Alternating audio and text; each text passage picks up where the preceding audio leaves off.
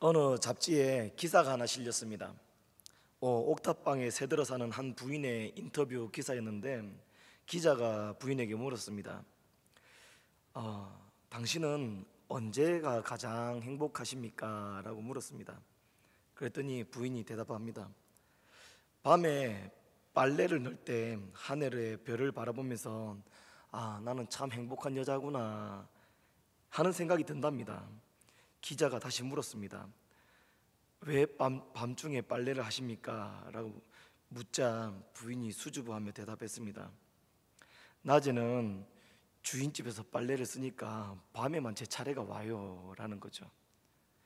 이 부인은 행복한 이유가 밤에라도 자기가 빨래를 할 수 있어서 행복한 거였던 거예요. 행복은 참 상대적이죠, 그죠? 어떤 사람에게는 온 나라를 집어삼켜도 부족해서 세계에 있는 재물이란 재물은 다 긁어 모아도 그 만족이 안 차오르는 사람이 있는가 하면 어떤 사람은 이렇게 밤중에 빨래하는 것 하나만으로도 행복한 사람이 있어요.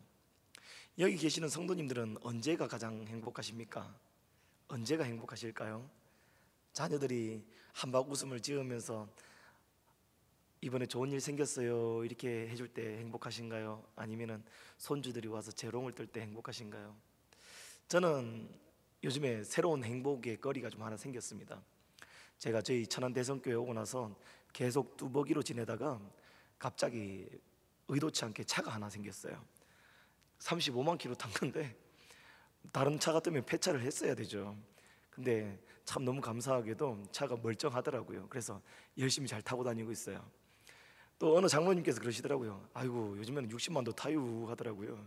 그래서 제가 편안한 마음으로 끌고 다니고 있는데 저에게 있어 새로운 행복거리가 뭐냐 하면 비 오는 날 이 차를 타고 아무도 없는 그 주차장에 가서 비를 맞으면서 음악을 크게 틀어놓고 있는 거예요.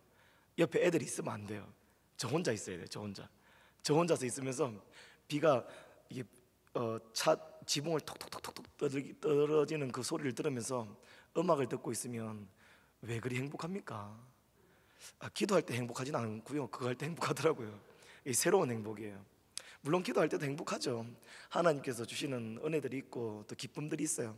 근데 그 외에 제가 소소하게 누리는 하나님 없이 나 혼자서만 누리는 기쁨들, 그런 기쁨들 우리 성도님들도 아마 있을 거예요. 아마 집에서 혼자서 앉아 있으면서 먼 창밖을 바라보면서 커피 한 잔을 마신다든지 아니면 친구하고 만나서 도란도란 얘기 나누면서 기뻐한다든지 자기만의 기쁨들이 있어요. 자기만의 행복을 누리는 코드들이 있고, 그런데 그 코드들을 보면 다 제각각이에요. 그죠? 똑같은 사람은 거의 없는 것 같아요. 다 각자가 누리는 행복의 코드가 달라요. 어떤 분은 보니까 참 능률적인 행복의 코드를 가지고 계시더라고요. 집안 청소를 하고 나면 그렇게 행복하시대요. 참 어떻게 그런 은사를 가지고 있는지 모르겠어요. 집에서 이 밀려있는 빨래들을 보면서 막 청소하고 바닥을 반들반들하게 막 닦고 하고 나면은 그렇게 마음이 개운해지면서 기도할 때보다 더 행복하대요. 그분은. 진짜 저것도 은사다 싶었어요. 행복은 참 상대적입니다. 상대적이에요. 저 역시도 그런 행복을 누리면서 살아가다 보니까 오늘 여기 말씀에 나타나는 사람들이 뭔가를 찾고 있어요. 25장에 보면 이스라엘 백성들이 무언가를 찾아요. 뭘 찾을까요? 하나님을 찾겠죠, 당연히. 근데 이 24장, 25장이 쓰여진 이제 이 흐름을 좀 보면은 어떤 내용이냐면 우리가 이제 종말을 맞이하고 싶다는 거예요. 이제 바벨론의 포로로 살아가는 우리의 이 괴로운 심정이 이제는 종말을 맞이했으면 좋겠다는 거죠. 우리의 고통이 이제는 끝이 났으면 좋겠다는 거예요. 우리를 괴롭히는 저 모압 땅이나 또 우리를 괴롭히는 수많은 이유들이 이제는 종결이 지어졌으면 좋겠다는 거예요. 그래서 하나님께서 주시는 그 새하늘과 새 땅이 이 땅 가운데 떡 하고 나타났으면 좋겠다는 거죠. 그런 상상들 종종 안 해보시나요? 저는 자주 하는데 너무 괴로울 때는 그냥 하나님 나라에 빨리 갔으면 좋겠습니다. 하나님 그냥 이 땅에서 이 괴로움 빨리 접고서 저 그냥 근심도 없고 눈물도 없고 괴로움도 없는 그곳에 제가 있고 싶습니다. 정 안 되겠으면 리셋 버튼이라도 눌러서 그냥 원상태로 돌아갈 수 있게끔만 해주시면 더 좋겠습니다. 오죽 괴로우면 그렇게 생각을 하겠습니까? 이스라엘 백성들이 지금 그런 거예요. 자, 24장의 21절 잠깐 보겠습니다. 24장 21절에 그날에 여호와께서 높은 데서 높은 군대를 벌하시며 땅에서 땅의 왕들을 벌하시리니 그들이 죄수가 깊은 옥에 모임같이 모이게 되고 옥에 갇혔다가 여러 날 후에 형벌을 받을 것이라. 그때에 달이 수치를 당하고 해가 부끄러워하리니 이는 만군의 여호와께서 시온산과 예루살렘에서 왕이 되시고 그 장로들 앞에서 영광을 나타내실 것임이라. 이게 뭔 말이냐면 하나님이 나타나셔서 하나님이 이 땅 가운데 떡하니 왕자를 틀고 나타나셔서 이 모든 상황 딱 정리하시겠다는 거예요. 그러기를 바라는 마음이죠. 그러기를 바라는 거예요. 이 괴로운 상황을 하나님이 간섭을 해주셔서 그냥 한순간에 정리를 좀 해주셨으면 좋겠다, 그런 마음인 거예요. 근데 이 내용이 어디하고 연결되냐면 요한계시록하고 같이 연결돼요. 요한계시록에 새하늘과 새 땅이 내려오는 그때에 성도들이 괴로움에 몸부림치면서 순교를 당하고 있을 그때에 하나님의 인자, 그러니까 인자면 예수님이죠. 예수님께서 이 땅에 오셔서 그 철창 권세를 가지고서 이 땅을 한순간에 딱 정리하시는 그 순간, 이게 그때와 같이 이제 이게 맥락을 같이 하는 거예요. 괴로움을 당하는 성도들의 마음이 사실 이와 같습니다. 괴로움을 당하는 성도들의 마음이 나의 삶을 하나님께서 제발 간섭해 주셔서 이 상황 가운데 주님이 내게 왕이 되어 주시고 내 삶의 주인이 되어 주셔서 이 괴로움을 한순간에 좀 정리 좀 해 주십시오.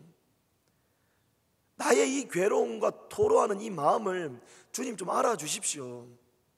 라는 간절한 간구함이 여기 담겨 있는 것이죠.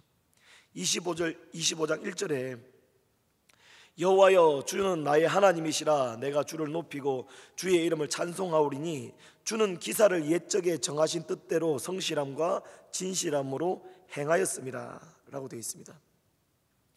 행하셨음이라, 과거죠. 하나님께서 지금까지 해오신 것이 성실함과 진실함으로, 정의로, 공정함으로 하나님의 뜻의 계획에 맞춰서 이 모든 일들을 행하여 왔기 때문에 내가 지금 주님을 찬송하겠다는 거예요. 주님은 앞으로 일어날 모든 일들에 있어서 주인이시니까 그분이 어떤 일을 베풀어서가 아니라 그분이 앞으로 행하실 일에 대해서 성실하실 것이고 진실하실 것이기 때문에 하나님은 완벽하게 그 일들을 행하실 것이기 때문에 내가 지금 찬송하오리다. 2절입니다. 주께서 성읍을 돌무더기로 만드시며 건교한 성읍을 황폐하게 하시며 외인의 궁성을 성읍이 되지 못하게 하사 영원히 건설되지 못하게 하셨으므로 강한 민족이 주를 영화롭게 하며 포악한 나라들의 성읍이 주를 경외하리다. 왜요? 하나님께서 그 성읍들을, 강포를 행하고 악을 저지르는 성읍들을 아주 깡그리 짓밟아 버리실 것이기 때문에, 하나님의 정의가 이 땅 가운데서 이루어질 것이기 때문에, 하나님의 자녀들이 기도한 그 기도의 응답들이 이 땅 가운데서 이루어질 것이기 때문에, 그래서 성도가 지금은 일어나지 않았지만 하나님께서 하실 일들을 기뻐하면서 미리 찬송하겠다는 겁니다.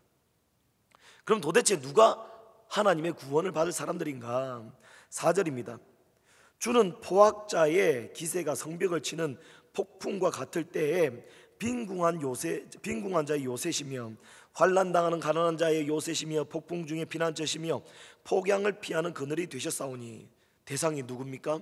빈궁한 자, 가난한 자, 환난당한 자, 폭양을 피하는 자, 폭풍 중에 피하는 자. 자기의 힘으로 자기의 일을 해결할 수 없는 사람들이라는 공통점이 있습니다. 가난한 사람, 그가 가난해지고 싶어서 가난해진 건 아니거든요. 어떤 어려움들과 구조적인 문제들과 누군가의 압제로 인해서 가난하게 살 수밖에 없는 일들을 당하게 됐을 때, 자기 몸이 불편해서 더 이상 돈을 벌 수 없을 때, 그때 하나님이 이들의 아버지가 되셔서 포악을 당하고 있는 그 사람의 억울함을 신원하여 주시고 빈궁한 자에게 밥을 주시고 가난한 자에게 재물을 주사 하나님이 그들의 삶에 살아계신 것을 보여주시겠다는 거예요. 6절입니다.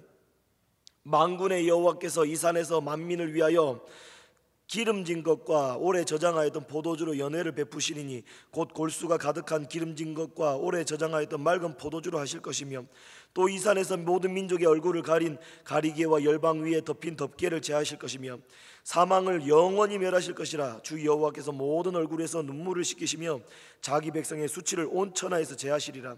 여호와께서 이같이 말씀하셨느니라. 어떻게 말씀하셨다고요? 억울한 자들의 눈에서 눈물을 씻기실 것이고 배고픈 자들에게 먹을 것을 주실 것이고 또 압제당하는 자들의 어려움을 해결하여 주실 것이라는 거예요. 우리 주님이 예수 그리스도께서 이 땅에 오실 때 뭐라고 얘기하셨습니까? 가난한 자에게 복음을 전하기 위하여 하나님께서 성령의 기름을 받으시고서 우리에게 나오시게 된 것이거든요. 일맥상통하는 거예요. 하나님께서 도움이 필요한데 어떻게 도울 자가 없어서 혼자서 끙끙거리며 죽을 날만을 기다리고 있는 그들에게 하나님이 직접 구원자가 되셔서 그들에게 도움이 되어 주시겠다는 거예요. 그리고 여기서 그 대상이 누구냐? 이스라엘 백성이죠. 이스라엘 백성이 누굽니까? 하나님과 약속을 맺은 사람들입니다. 하나님과 언약을 맺은 사람들이에요. 그렇다면 우리 지금 이 시대에도 동일하겠죠. 하나님과 언약을 맺고 주님을 믿고 살아가는 모든 예수의 제자들이 하나님과 언약을 맺었기 때문에 하나님의 보호를 받게 되는 것은 당연한 이치일 것입니다. 그래서 하나님은 이렇게 말씀하십니다. 사망을 영원히 멸하실 것이며 또 주 여호와께서 모든 얼굴에서 눈물을 씻겨 주실 것이고 자기 백성의 수치를 제하여 주실 것이다 라고 이야기합니다.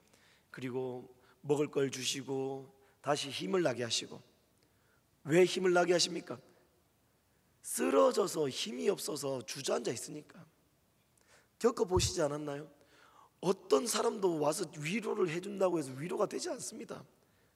누가 와서 도와준다고 그 도움이 내게 힘이 되지 않아요.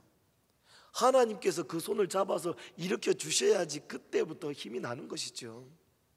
하나님께서 그 사람에게 도움이 되어 주실 때 그때부터 정말 하나님이 나를 도와주시는구나 하고서 살아갈 수 있게 되는 것이죠. 고통 가운데 있는 사람에게 어떤 위로가 되겠습니까? 해결할 수 없는 고통 중에 있는 사람이 그 사람에게 어떤 말을 한다고 해서 위로가 되겠습니까? 자녀를 잃은 부모에게 어떤 위로를 한다고 그 위로가 닿겠습니까? 누군가에게 속아서 재산이 날아가 버렸는데 밥 한 그릇 같이 하는 그 위로가 그 사람의 삶을 달리게 하겠습니까? 어떻게 하겠습니까? 하나님께서 때가 되어서 그들에게 구원의 손길을 내미시고 일으켜 주시고 말씀하여 주실 때 그때 비로소 위로를 얻게 되고 살아갈 힘을 얻게 되는 것이죠. 그래서 9절에 이렇게 이야기합니다. 그날에 말하기를 이는 우리의 하나님이시라. 우리를 구원하신 하나님, 그날에 하나님이 우리를 구원하시는 그날에 내게 억울한 일로 인해서 오해가 생긴 것으로 인해서 성도들에게 어려움을 당하고 있을 그때 하나님께서 내 억울함을 신원하여 주시는 그날에 하나님이 정말 내 삶의 하나님이시다. 하나님이 나의 괴로움을 들으셨도다. 하나님이 나의 억울함을 푸셨도다. 하나님이 내 자녀의 기도를 들으셨도다. 하나님이 내 질병을 돌아보셨도다. 그렇게 하나님을 인식하게 되는 거예요. 그제서야 우리 하나님은 저 바벨론의 느부갓네살이 세운 그 엄청난 신인보다 더 크신 신이시구나. 저 미국 땅을 뒤흔들고 있는 그 돈보다도 더 대단하신 분이 우리 하나님이시구나. 그걸 언제 알게 된다고요? 하나님의 구원하시는 그 구원의 역사를 보게 될 그때에 내 생명을 붙들고 계시는 분도 하나님이시고 나를 사랑하셔서 지금까지 나를 지켜오신 그분도 하나님이시고 앞으로 내가 이 생명이 끝나는 그날까지 나를 주관해 주실 분도 하나님이시라는 사실을 그때서야 알게 되는 거예요. 그러고 나니까 찬양하게 되는 거죠. 마치 누구처럼요? 하박국처럼. 하박국이 뭐라고 합니까?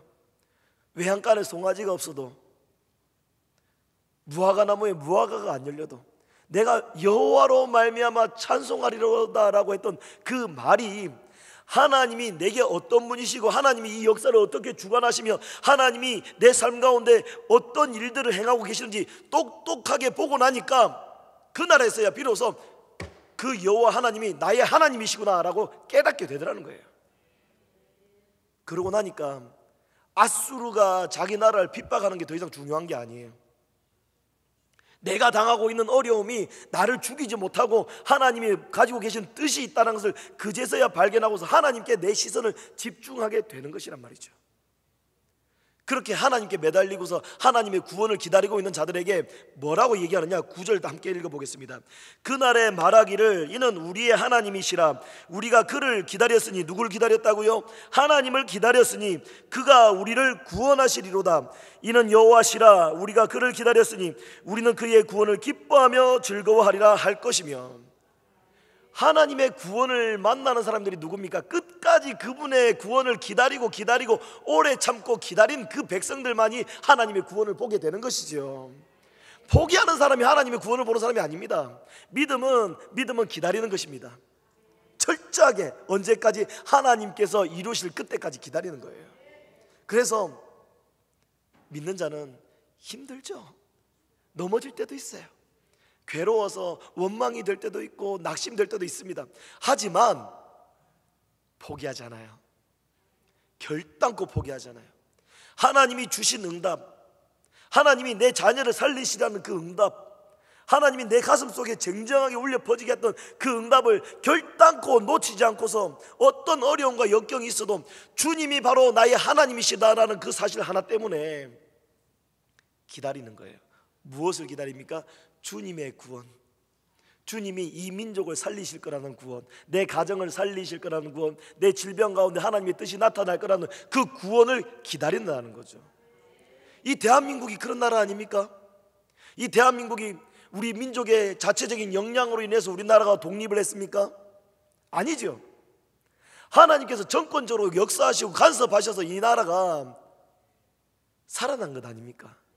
36년간의 그 엄청난 일제의 압제 가운데서 벗어날 수 있었던 이유, 이 땅에서 수없이 많은 사람들이 눈물을 흘리며 이 땅을 회복시켜 주시고 해방시켜 달라는 그들의 간절한 애통함이 있었기에 이 나라가 하나님의 절대적인 주권 아래 회복이 되고 해방이 된 것이죠. 그렇다면 똑같은 원리입니다. 똑같은 원리예요. 이스라엘 백성이 바벨론에 70년 동안 포로되어서 살다가 하나님의 강권적인 역사에 의해서 해방이 됐던 것과 이 나라가, 이 대한민국이 해방이 되었던 것과 뭐가 다릅니까? 하나님은 누구를 통해서 역사하신다고요? 하나님은 구원을 베푸실 거예요. 구원을 베푸실 건데, 내 삶에 간섭을 하실 건데, 어떤 사람에게? 끝까지 기다리는 그 사람에게 하나님은 역사하시겠다는 거죠. 그렇기 때문에 실망하지 마시기 바랍니다. 내 셀이 좀 부응이 안 됐습니다. 내가 원하는 뜻이 이루어지지 않았습니다. 기도했는데 응답이 없습니다. 그런데 지난번에 분명히 하나님이 내 삶 가운데 간섭하고 계시다는 그 놀라운 기적들이 여기서도 조금 저기서도 조금 있습니다.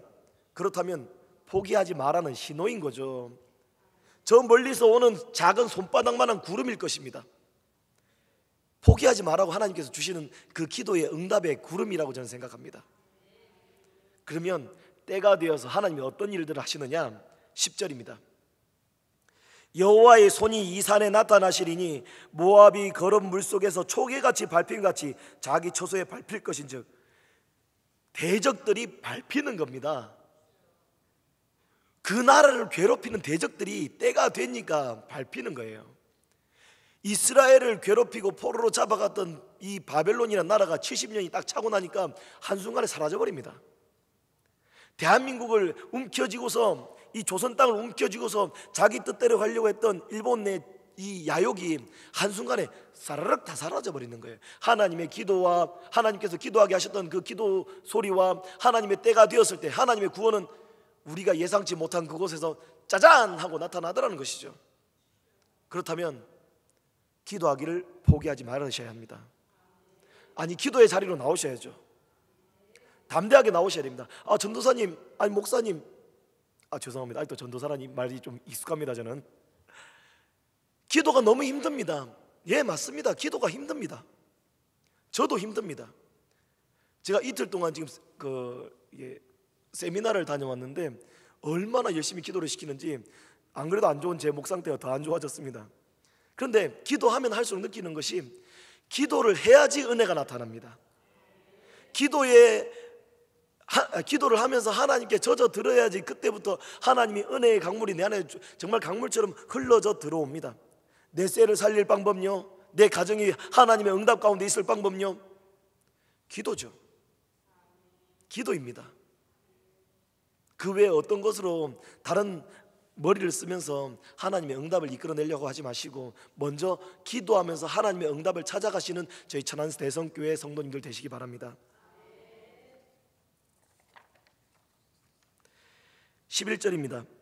그가 헤엄치는 자가 헤엄치려고 손을 편같이 그 속에서 그의 손을 펼 것이나 여호와께서 그의 교만으로 인하여 그의 손이 능숙함에도 불구하고 그를 누르실 것이라. 누구를요? 내 괴로움의 대상에게, 내 괴로움의 대상에게, 나를 괴롭히는 대상에게. 하나님의 성도를 괴롭히는 사람이 멀쩡하지 않아요. 하물며 서로 부부간에도 하나님이 사랑하는 사람이면 우리가 저 사람이 내 말을 들어야 되는데 라고 이렇게 함부로 대하면 안 돼요. 아시겠죠? 함부로 대하면 안 돼요. 내 자녀도 마찬가지죠. 그들에게 함부로 대하면 안 돼요. 사랑하는 마음으로, 그들도 하나님의 자녀라는 마음으로 그들을 대해야 됩니다. 왜냐하면 제가 시급했거든요. 제가 시급했어요. 제가 마음이 좀 강팍한 사람입니다. 제가 이렇게 성품이 좋은 사람은 아니에요. 근데 정말 천안 대성교회 와서 우리 충청도 분들을 만나고서 정말 제가 부드러워졌어요. 제가 얼마나 이렇게 성격이 급하고 정말 실수가 많은 사람인데, 우리 장로님부터 시작해서 그래시우 이렇게 한마디 하시면 저는 급해 죽겠는데 장로님들은 안 급하세요. 저는 급한데 제 권사님들은 안 급하세요. 그걸 보면서 제가 이제 좀 마음을 좀 많이 내려놓게 되는 거죠. 아이고, 하나님께서 뭐 하실 일 있으시겠죠 하고, 이제 저도 요즘에 좀 많이 변했어요. 아이고 그랬어요 하고 이제 변해가는 것 같아요. 어떤 일이 있었냐면, 제가 저희 가족을 좀 힘들게 할 때가 있었어요. 막 이제 짜증이 나는 거죠. 막 이것도 짜증나고 저것도 짜증나고. 그래서 그날 아침 따라 너무 화가 나서 저희 막내를 제 앞에 이제 이렇게 안고선 저기 펜타포트 가서 이제 좀 쉬고 있을 거라고 가는데, 화가 막 이만큼 차오른 거예요. 차오르서 이제 막 이제 욕하기 일보 직전인 거예요, 이게. 그런데 그날따라 택시를 불렀는데 택시 아저씨가 오면서 친절하게 창문을 내려줬더라고요. 그래서 문을 열고서 창문을 잡고 이렇게 당겼는데 이 아저씨가 아기가 있다고 창문을 닫아주신 거예요. 창과 창문 사이에 제 손이 있는데 문을 쭈르륵 닫으니까 제 손가락 여기 사이에 있잖아요. 소리가 안 나와요. 소리가 얼마나 아픈지. 아저씨! 근데 그때 번개처럼 제 머리에 딱 스치는 게 뭐냐면, 니는 왜 내 딸이랑 내 자녀를 힘들게 하냐 하시는 거예요. 말이 안 나왔어요. 말이. 네 부인이기 전에, 네 딸이기 전에 하나님의 사랑하는 자녀라는 거예요. 그리고서 회개했잖아요. 그리고서 거기 다시 못 갔어요. 펜타포트 갔다가 다시 돌아왔어요. 이마트가 닫혔더라고요. 못 갔어요. 하나님이 사랑하는 사람을 아프게 하면, 때가 되면 하나님께서 벌해요. 벌한다고요. 안 하실 것 같죠? 제가 여러 번 얻어맞아 봐서 알아요. 저희 아버지 힘들게 했다가 하나님께서 저희 아버지에게 참 응답을 많이 하시더라고요. 막 이런 상황에서도 응답하시고 저런 상황에서도 응답하시는데, 저희 아버지 좀 힘들게 하고 저희 어머니 힘들게 했다가 그날 이제 새벽에 꿈을 꾸는데 새벽에 일어나가지고 바들바들 떨었어요. 그냥 몸이 막 땀에 젖을 정도로 막 두려워서 떨었어요. 그러고 나서 두 번 다시 저희 어머니 아버지 힘들게 안 했어요. 그나마 그쯤에서 그친 거죠. 제가 좀 못됐다고 얘기 드렸잖아요. 저희 아버지에게 제가 예수님 안 믿을 때 저희 어머니에게 내가 두 번 다시 이 집 구석 오면 사람이 아니다라고 그랬어요. 참 그런 아들 딸 안 두셨죠, 그죠? 다행입니다. 제가 여러분의 자녀가 아닌 게 여러분은 참 다행이라고 여기셔야 될 겁니다. 하나님이 하나님의 때가 되어서 하나님의 백성을 괴롭히는 사람들, 하나님의 구원이 임할 그때에 이스라엘을 괴롭혔던 저 바벨론, 이스라엘을 괴롭혔던 모압, 암몬, 에돔, 아주 아작을 내버립니다. 아작을 내버려요. 하나님의 때가 되었을 때 이 대한민국 조선 땅을 괴롭히던 일본을 하나님 어떻게 하셨죠? 박살을 내버리시죠. 그 정도 맞아 터진 게 다행입니다. 마찬가지죠.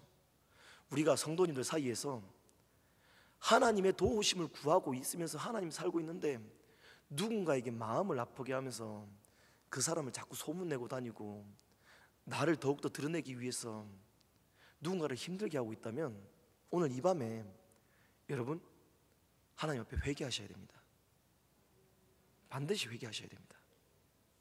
지금 당장 하나님의 징계가 안 온다고 아주 담대하게 소문내고 다니시면 큰일 납니다. 지금 안 올 뿐이죠. 쌓이고 쌓이다가 하나님은 정확하게 저울로 계산하시거든요. 이 저울이 한쪽으로 살짝 기우는 순간 그릇이 쏟아집니다. 마찬가지죠. 우리가 하나님의 도움을 구하고 있을 그때에 하나님의 때가 되면은 우리가 하나님 앞에 도와달라고 쌓아놨던 그 기도의 그릇이 가득가득 차여져서 이게 때가 되면은 하나님이 내 삶 가운데 기적으로 역사를 하시는 거예요. 우리의 자녀들, 내 사업들, 내 직장, 또 나의 건강, 하나님 앞에서 하나님의 도우심을 구하고 있으시다면 여러분이 정말 가난한 마음으로 하나님이 없이는 내가 살아갈 수 없습니다. 하나님이 도와주지 아니하시면 이 문제를 해결할 수가 없습니다. 하나님이 제게 응답해 주지 아니하시면 제가 하루도 어떻게 숨을 쉴 수가 없습니다. 이런 가난한 마음으로, 갈급한 마음으로 주님께 나아가서 기도하고 계시다면 하나님이 역사하실 겁니다. 반드시요. 반드시 역사하시죠. 그리고서 하나님은 어떤 소리를 우리에게 듣기 원하시느냐? 나의 하나님이십니다. 그날에 하나님, 당신이 우리의 하나님이십니다. 하나님은 그 소리를 너무 좋아하세요. 마치 우리의 부모님들처럼요. 얘들아 우리 아빠가 이번에 이거 사줬어. 얘들아 이거 봐봐 너 이런 거 없지? 우리 아빠가 이번에 저 멀리 나가서 돈 많이 벌어와가지고 나를 위해서 이거 사줬어. 우리 아빠 최고야, 최고. 하나님 이런 마음이신 것 같아요.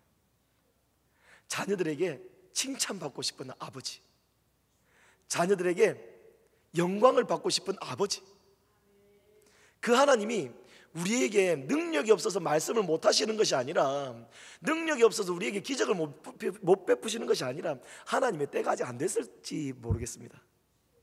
하나님의 때.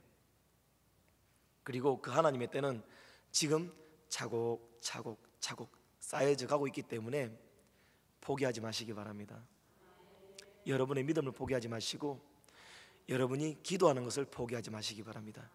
그리고 더욱더 중요한 건 힘들고 어려울 때 그때 하나님 붙잡고 여기까지 왔잖아요, 그죠?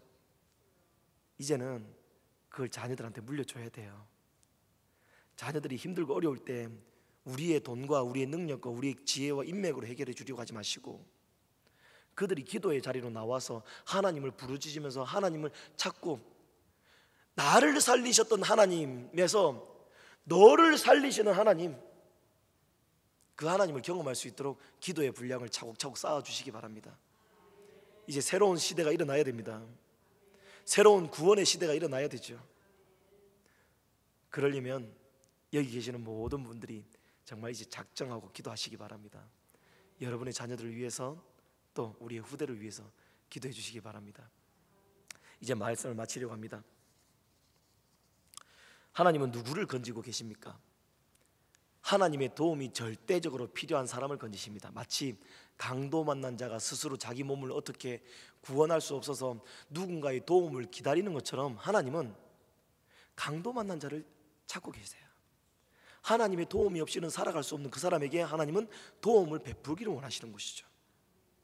그리고 하나님은 잔치를 베풀기 원하세요. 기적을 베풀기를 원하시죠. 다르게 말하면 구원을 베풀기를 원하세요.